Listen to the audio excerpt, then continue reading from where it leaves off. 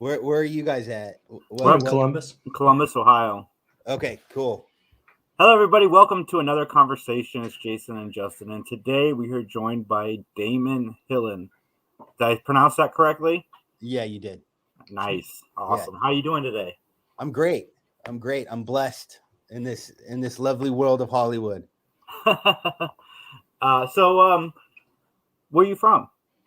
I'm a California native, and I've been here my whole life.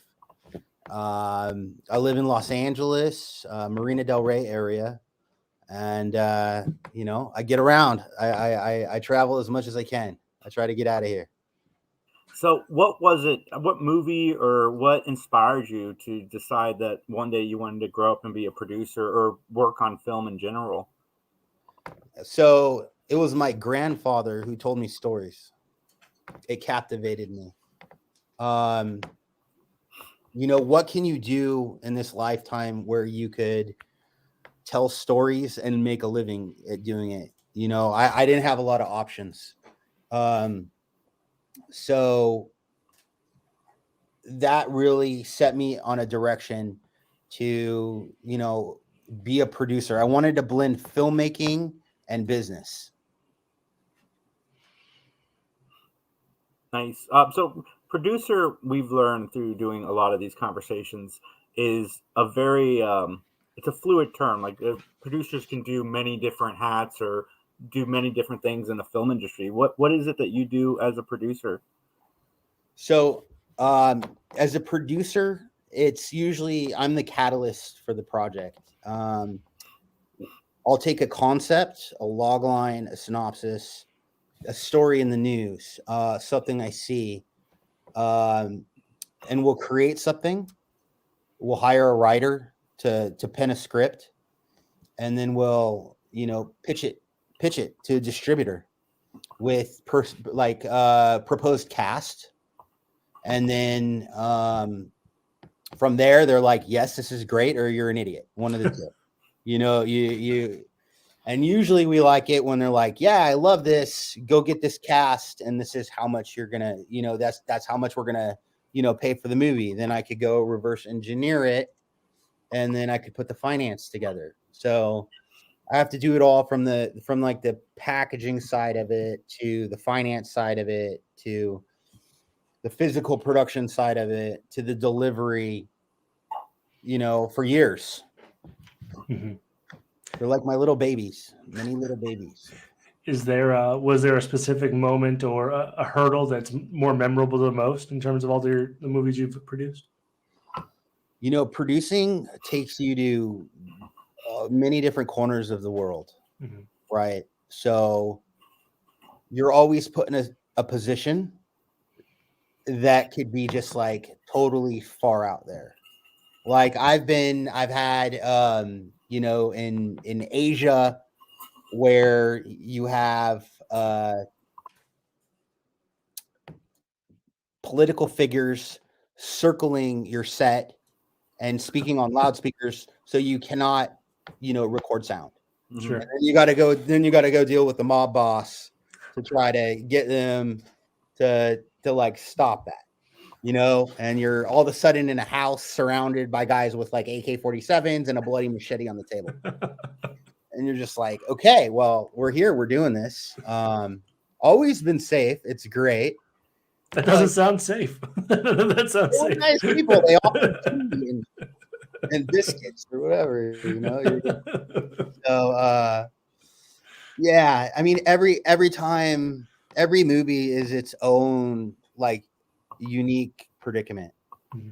Whether I'm shooting in Maui or whether I'm shooting in Georgia or like this, Charleston, South Carolina, and it's like freaking haunted.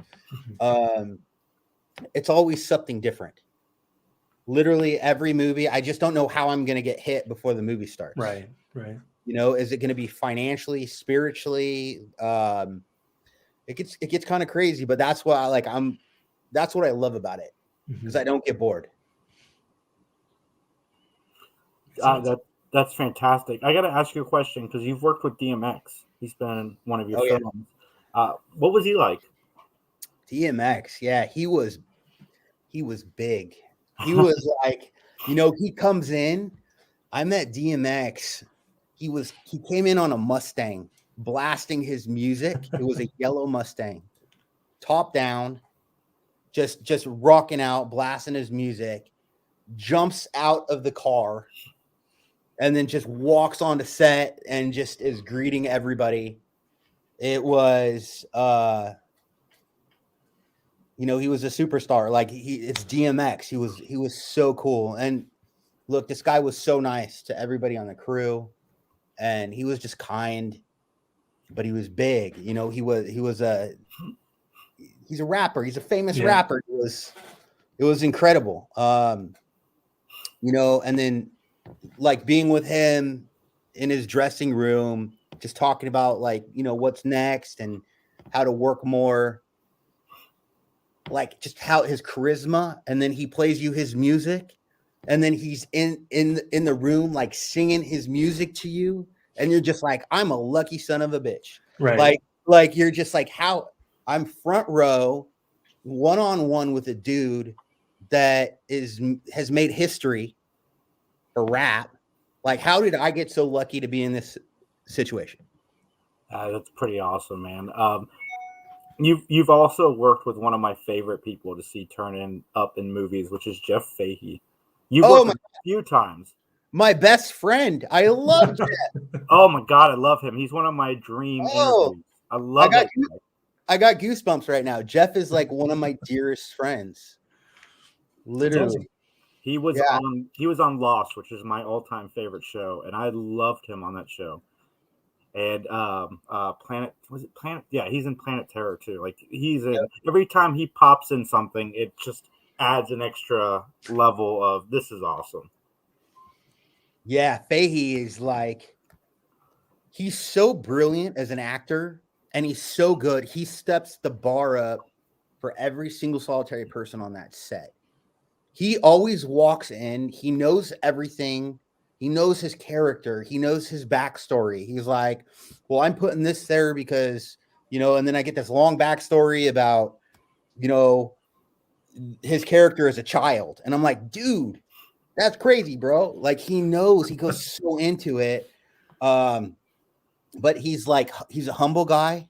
He's kind. He's, people love being around him because he's so just genuine. And he's never late. He's on time, and you never have a problem with the guy. He's always there supporting you and trying to make your movie better. That is awesome. I'm going to ask you about one more person that you worked with, because you hear stories about this guy. I've met him personally, and he was nothing but nice to me. Like he shook my hand. We had a 10-minute conversation, but some of the stories about him aren't so great. And you've worked with Steven Seagal. What was that experience like? Yeah, Steven Seagal. So, put me on the spot right. All right. I was like, making enemies on the 3 Geeks podcast. Yeah, right. Look, Steven, we did Attrition, and that was shot in Thailand. So, just being in Thailand, shooting a movie with Steven Seagal, that's its own story. Right? It writes itself. He wrote that movie, he produced it, and I just have to say, he gave that movie everything, in the sense of he was committed. There was like no time restraints. We were really blessed to have him so committed to the project. But yeah, that was not an easy movie. Not an easy movie at all.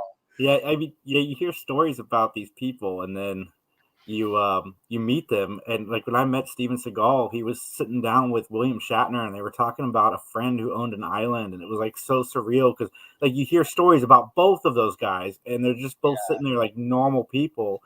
And my experience. Not people talk about owning islands. So. He was super great. Like he came in, he's such a large presence. And he, shaking everybody's hand. He was very personable in that moment. And I was just curious because, you hear other stories about him. Steven moves the room, like in the sense of, he walks in and his energy, it's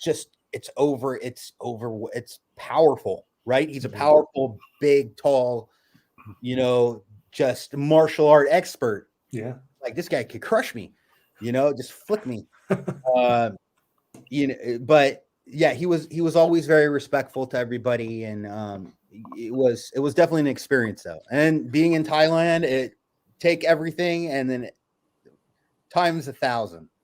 Nice. Well, you need to work with Van Damme so you can tell me all about that. Yes. So tell us about The Long Night, though. That was your most recent film, or the one we're talking about? Yeah. How was that?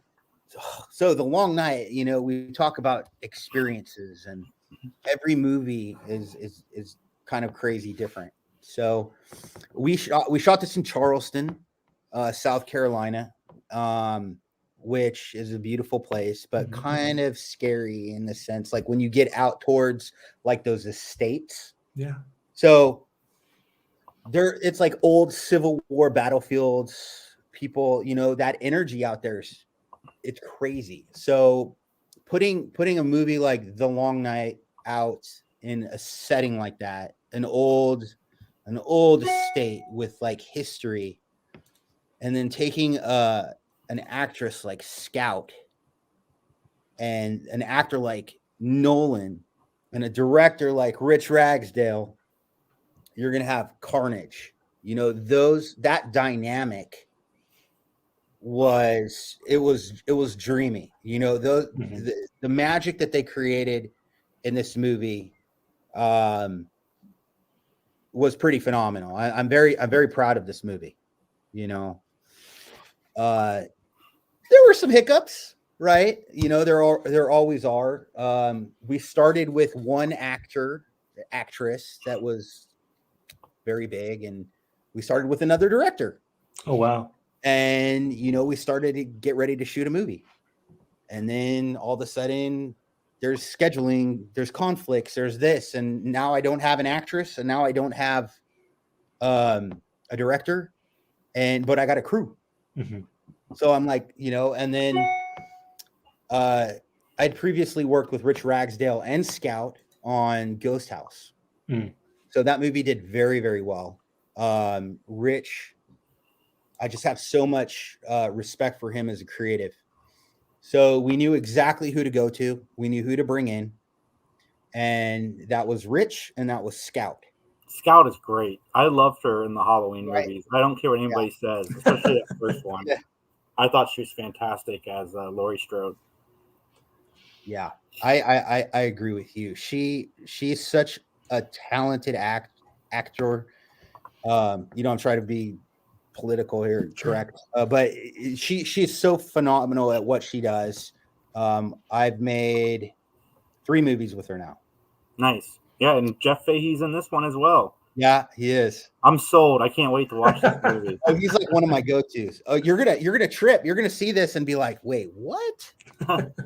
I can't wait for you to watch this movie. And then, Nolan, there's some he's like funny but cocky, and he's got one-liners in this that are just he just makes me laugh. He's a great actor.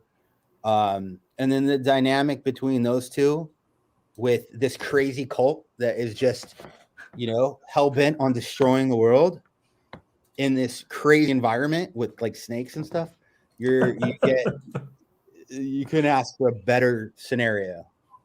Yeah, everybody that's watching and listening, don't sleep on his movies because his casts are pretty remarkable. I'm looking up Nolan right now, and he's been in some pretty awesome stuff. Yeah. He's just so darn good looking. It's like the dude, you're like, bro, you're so good looking. Like, stop it. I'm gonna hire you just about me when you go on interviews. Like, just so good looking. Well, what about Hellblazers? Oh yeah, okay. So we have it's funny because both movies have like crazy cults with like guys in hoods, right? So The Long Night is a spooky, serious, like hell apocalyptic, right? Mm-hmm. Hellblazers is like funny, campy, like demon rises from the ground and is like eating people, but the person that brings him is like doesn't really understand what he's doing, and it's just a very campy scenario, right? Two completely different movies. You know, we had a huge cast in Hellblazers, though. You know, we had Bruce Stern, Billy Zane, Adrian Barbeau, Courtney Gaines. We talked to Courtney a few months ago. He was so nice. Yeah, such a nice guy. Yes, you should have seen him with his hat and a Christmas tree farm. I can't wait to see that. Yeah, it's but he was great. So you know, I've been blessed. Horror's fun. I've been doing it for years. But you know, I'm really proud of The Long Night. You know, I love Hellblazers too, but I'm really proud of The Long Night. It's. I think you're gonna really like it when you see it. That's awesome, man. Sitting here talking to you, I can tell that you're passionate about what you do, which, in my opinion, it sells me more on it. Because now I want to go through and watch everything you do, because you obviously really like what you're doing. Like, we'll get people on here sometimes that just, they seem to be going through the motions promoting their stuff, and you're just like, I love this project. Yeah, this guy was great. It's fantastic to see that kind of passion in filmmaking. You know, there's nothing I would rather do than what I do. Yeah. You know, but I it's not just me. I have a whole team of like super creative people. I don't think like Rich Ragsdale. Like, I can never direct. That guy's so talented. He tells a story, right? You know, I'm not an actor. Try to put me in front of the camera and act. I can't even remember a line. I forget it. You know. Well, you acted in April Moon. Oh, you're bringing some stuff up right now. Yeah, it was more like I was like laying in a bed sideways and like had my arm around the girl. Well. And it was weird. I realized, you know, I didn't want to go to acting class. I wasn't like really I didn't really enjoy it. You know, I didn't want to wake up every day and go do it. You know, but I want to wake up every day and make movies. Yeah. There's nothing I'd rather do. That's awesome. Yeah, and I fought for it, you know. Yeah. Fought for it. What's coming next from you? Wow. That you can talk about. Yeah. So let's see here. Maneater. I did a shark movie. I've been playing the Maneater video game. That's a lot of fun. Oh, you know what? I keep seeing that come up. Yeah. So Maneater is I teamed up with Justin Lee, a director writer. Again, I've done a lot with Justin. We had a really good cast. We had Trace Adkins, Nikki Whelan, Shane West. We physically made a mechanical shark. This thing was huge. It's huge. It's probably like 6 feet tall, 9 feet wide, and like people are just there's puppeteers. Yeah. Get into it and like, you know, operate the mouth, and we're like putting people, you know, it's like chomping people, and we're putting it in the water and moving it. There's like a whole team just dedicated to a shark head. Yeah. Funny, you know, during the summer in Hawaii, not a good mix, but I bet not. Yeah. Yeah. So, you know, Maneater is going to come out. We're in post. That's what's up next to be released is Maneater. Tell me about Killing Winston Jones, because I am looking at the cast that you pulled together for Killing Winston Jones. You got Richard Dreyfuss, Danny Masterson, Danny Glover, and John Heder. Like, wow. Yeah. So that movie, wow. Okay. So I don't control that movie. I've been a big fan of it. You know, I love Joel David Moore. He's a great guy. He's a great actor, great director. We did have a phenomenal cast on that. The last time I screened that movie, I just fell over. Like, it's a funny movie. Politically, I don't know what's going on with it though. It's in the film world. It will come out someday. Yeah, it was shot in 2012. Yeah, it's like the Avatar movies. Speaking of Joel David, right? It's like they're coming. Not the budget. Yeah, not the budget. Well, awesome. Damon, thank you so much for coming on here and chatting with us about your films. I hope we can connect again in the future because, like I said, you're fun to talk to. I'd love to talk to you about more outside of the film, like within the film industry, outside of, like just movies in general. Like, I'd love to have you back on. Let's do it. And I have Chrome now, so I'm not going to be late. We have really pushed you into that one. Sorry about that. Thanks so much, man. So where can everybody find you online? Just Instagram, Daemon Hillin.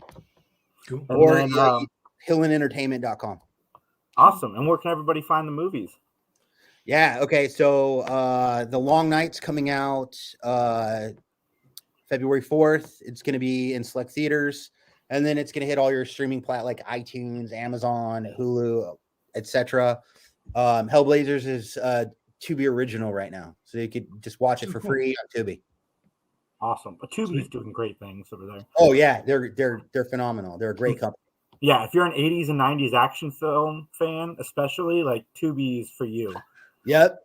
Yeah, that's why they bought the 80s Hellblazer, the 80s style, freakish, Well, awesome. Thank you again, everybody out there. Please hit that like, subscribe, follow us at 3 Geeks Podcast. Thank you again, Damon, and we will see you.